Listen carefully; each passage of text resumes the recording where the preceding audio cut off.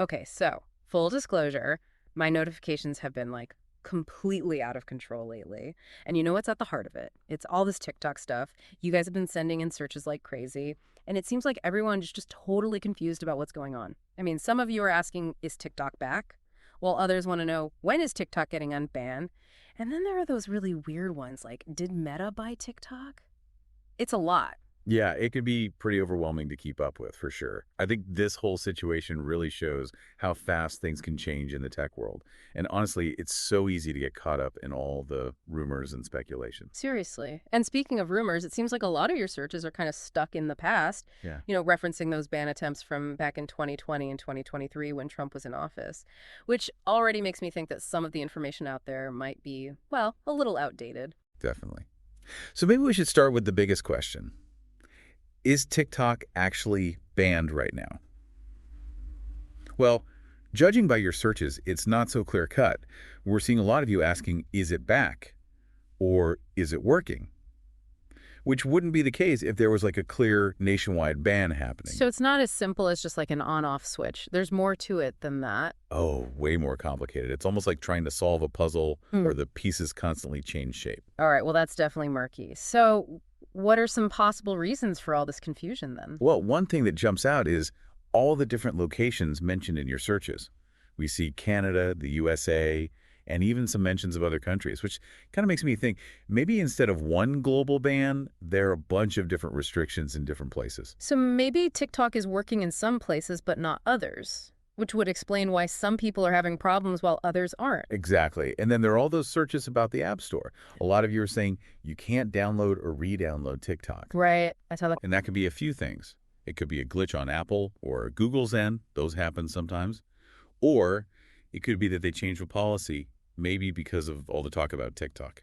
Interesting. So maybe it's not even TikTok's doing, but the app stores themselves. Yeah, that's possible. But here's where it gets really interesting. What if TikTok is actually pulling the app from some regions on purpose? Like while they're dealing with legal stuff, as a way to kind of get ahead of any potential bans. Whoa, pulling the app themselves? That's a pretty big move.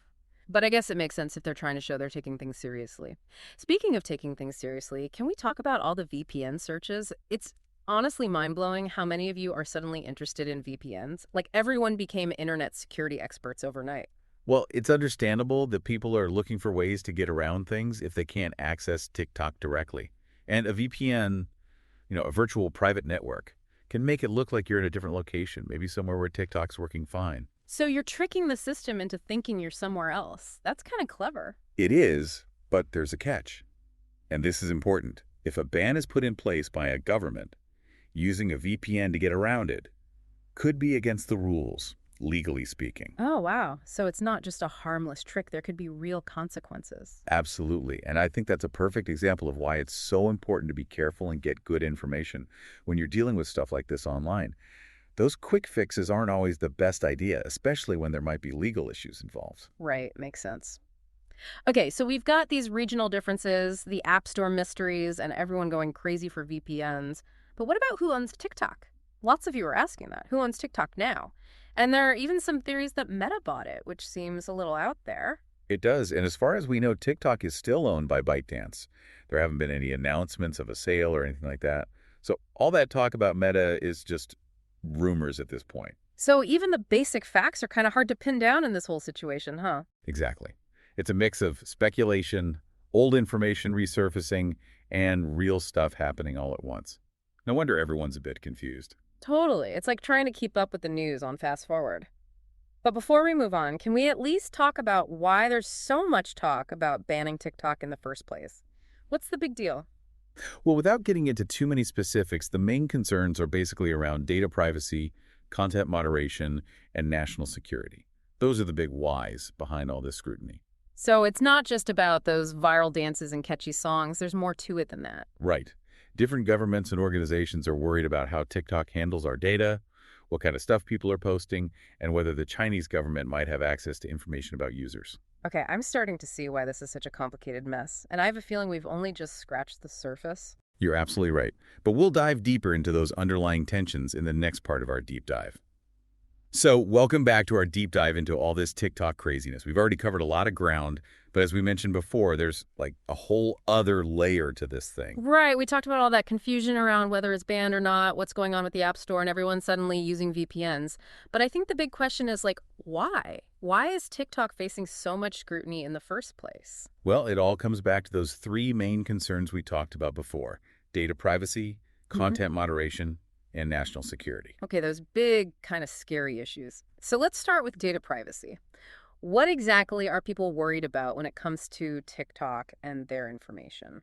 Basically, it boils down to who owns TikTok. Right. Remember, ByteDance, the company that owns TikTok, is based in China. And that makes some governments and security experts nervous because they worry that user data collected by TikTok could end up in the hands of the Chinese government. Okay, so you're saying, like, the Chinese government could be getting access to all those silly dance videos and cat memes. I mean, that seems a little far-fetched. Well, it's not really about the content itself. It's more about the kind of information that can be gathered from user data. Things like where you are, what you're looking at online, who's in your contacts, even things like biometric data from those face filters. And all that data, when it's analyzed, can create a pretty detailed picture of someone and their habits. Wow, I hadn't really thought about it like that. It's not just about the funny videos, it's about the potential for, like, misuse of all that personal information. Exactly. And here's where it gets kind of tricky. TikTok keeps saying they don't share user data with the Chinese government. They've been pretty clear about their commitment to user privacy and data security. So they're saying, like, we're playing by the rules, basically. That's their stance. But there have been some reports and investigations that have raised questions about how they handle data and whether there might be vulnerabilities. So how are we supposed to know what to believe? It's like a he said, she said kind of thing. It is, and I think that's why it's so important to, think critically. Don't just take things at face value. Look for evidence. Try to understand different perspectives and ask yourself, like, who benefits from spreading certain stories?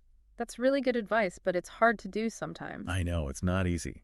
And to make it even more complicated, these data privacy concerns aren't limited to TikTok.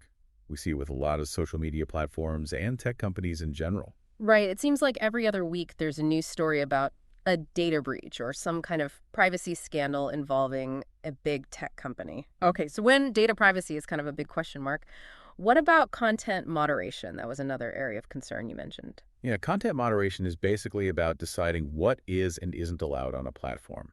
It's about creating rules and guidelines to try and stop harmful, illegal, or inappropriate content from spreading. It's almost like being the bouncer at a giant online party, keeping things under control. So making sure people aren't posting stuff like hate speech or graphic violence and things like that. Exactly. And this is a challenge for any platform, but especially for one as big as TikTok. They have over 1 billion users around the world, and there's so much new content being uploaded every minute. It must be like playing whack-a-mole trying to keep up with all that. It kind of is. And then you have to Yeah. consider that different countries and cultures have different ideas about what's acceptable. What might be offensive in one place could be totally fine somewhere else. Yeah, so what's considered, like, too spicy in one country might be pretty tame in another. Exactly. And then there are concerns about how TikTok's algorithms might be, like promoting certain types of content, which could create echo chambers or even spread misinformation. Whoa, wait a minute. Can we unpack that a bit? Algorithms, echo chambers. I'm not sure I'm following. Sure, let's break it down.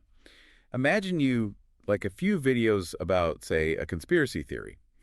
TikTok's algorithm might notice that and start showing you more and more similar content, creating what we call an echo chamber.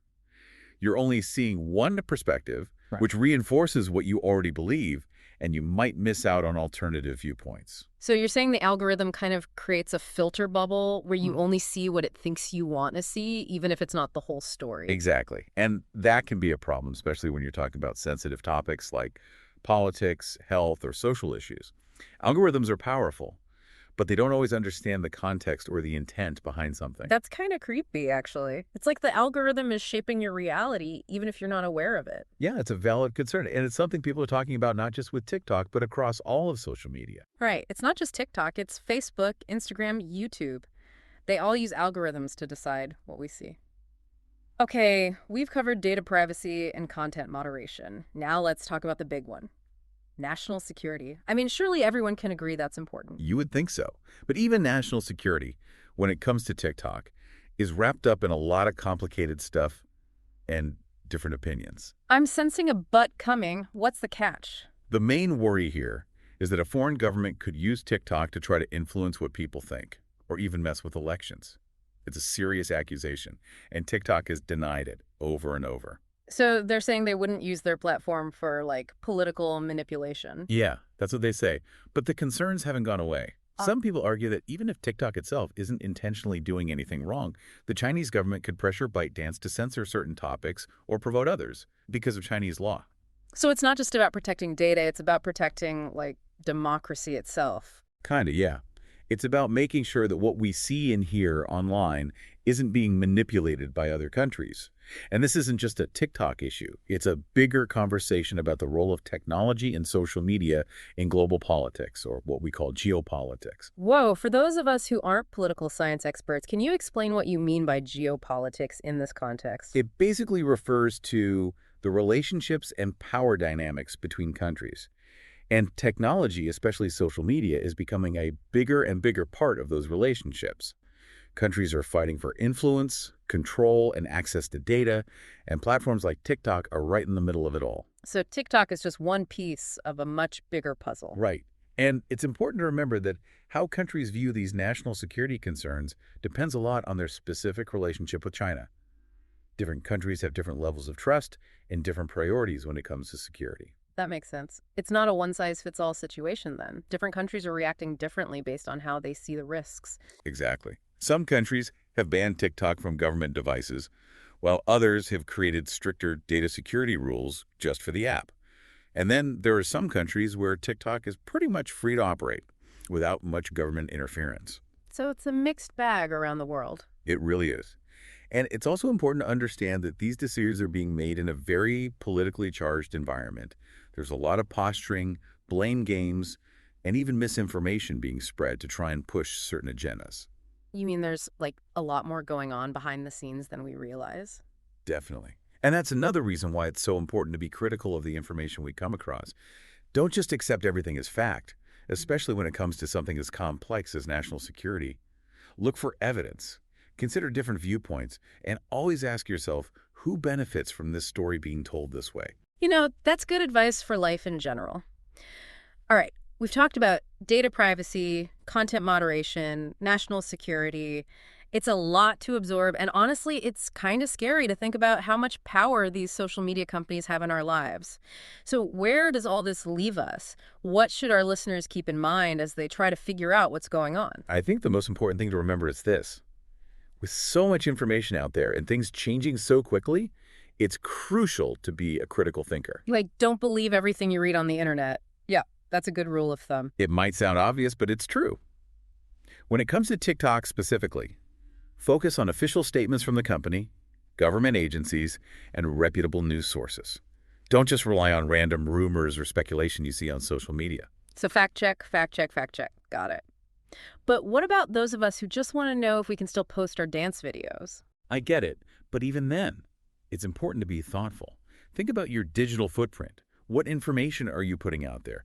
Who can see it? And are you okay with that? These are questions we should be asking ourselves all the time, whether TikTok is banned or not. That's a good point. It's easy to get caught up in the fun of it all and forget about the potential risks. And be careful about those quick fixes or workarounds, like using VPNs, especially if they involve getting around government rules. They could have consequences you didn't think of. Right, like we talked about before, using a VPN to get on TikTok if it's banned where you are could get you in trouble with the law. Exactly. It's always better to be safe than sorry and wait for things to become clearer. So basically, patience is a virtue, especially in the world of tech. Definitely. And things are still developing with TikTok. What we know now might be different tomorrow. So stay informed, keep asking questions, and stay engaged in these conversations about technology, privacy, and our digital future. I love that. It's like homework, but the good kind, where you actually feel like you're learning something. Okay, so we've covered a lot in this deep dive. All the confusion about the timeline, what's up with the App Store, the VPN craze, who owns TikTok, and all those bigger concerns about data privacy, content moderation, and national security. It's been a wild ride. But before we wrap up, we want to hear from you, our listeners. Have you been having trouble getting on TikTok? What are you seeing out there? Tell us about your experiences because the more information we all have, the better we can understand this whole thing. And remember, like our expert just said, this is a conversation that matters. So let's keep talking, let's keep learning, and let's figure out this digital world together. Okay, so here we are back for the final part of our deep dive into, well, all things TikTok. And I got to say, it's been a journey. It really has. We started off trying to untangle all that confusion about timelines and the App Store and VPNs, and then we got into those bigger, more serious issues around data privacy, what content is allowed on the platform, and even national security. It's a lot. It is. And honestly, what's really sticking with me is how this whole TikTok situation kind of feels like a mini version of all the challenges we face online these days. I think you're right. It's like TikTok is forcing us to look at all our anxieties about technology, privacy, who controls what we see, and how the world is changing in terms of power. Yeah, it makes you think about some really tough questions like who do we trust, how do we know what's true, and how much control do we actually have over our digital lives? Exactly. And there aren't any simple answers, which is why I think these deep dives are so important. It's all about asking the right questions, even if the answers are hard to find or constantly changing. I agree. So, as we wrap up, what are some key things our listeners should remember as they try to make sense of all this, especially with technology changing so fast? Well, I think the most important thing is to remember just how crucial it is to be a critical thinker, especially now when we're bombarded with information all the time. Don't just take things at face value. Especially with something like TikTok, where, let's be real, the rumors and speculation are just out of control. Exactly. Seek out reliable sources, like official statements, government agencies, or reputable news outlets. Look for evidence, and don't fall for those clickbaity headlines or claims that sound too good to be true. So basically, channel your inner Sherlock Holmes. Question everything. Exactly. And remember that everything you do online leaves a trace. Think about what you're sharing, who can see it, and what that might mean down the line. Think before you post, even if it's just a silly dance video or something. That's good advice for, well, pretty much anything you do online, not just TikTok. You're absolutely right. And last but not least, be patient.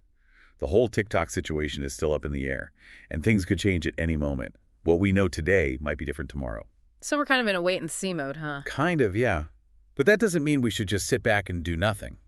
Stay informed, keep asking questions, and be part of the conversation about technology, privacy, and what our digital future looks like. I love that. It's like stay curious, stay engaged, and remember that this isn't a one-time thing. It's an ongoing process. That's a great way to put it.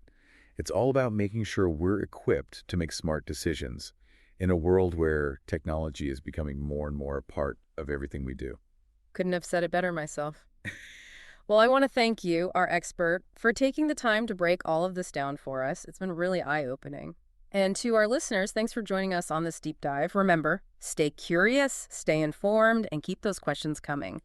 That's all for this episode of The Deep Dive. Until next time, stay safe out there, both online and offline. Today is your lucky day. Today is the day that our $3 website works for you, paying you directly to your PayPal daily. Imagine $3 ongoing continuous payments to your PayPal account.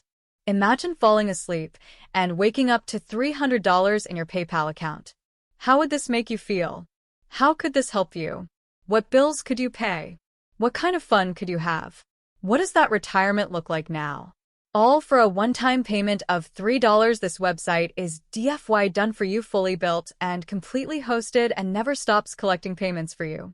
You have spent $3 on coffee on a regular, but that coffee won't help you create multiple streams of income. Click the link below.